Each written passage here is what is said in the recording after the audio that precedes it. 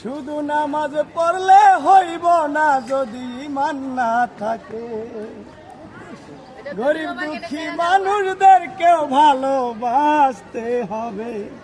ওরে কি লাভ হইল বাড়ি গাড়ি টাকা গড়িয়া, মইরা গেলে সব কিছু থাকবে পড়িয়া। নামাজ পড়লে হইব না যদি ক্লিয়ার। তুমি গরিবের হক মাইরা খাইছো, হজ জাকাত যা কইরাছো, লোক দেখানো নামাজ পড়ছো কিছুই হইব না। ওরে মইরা তুমি যাইবা একদিন, এই কথাটা ভাবলা না।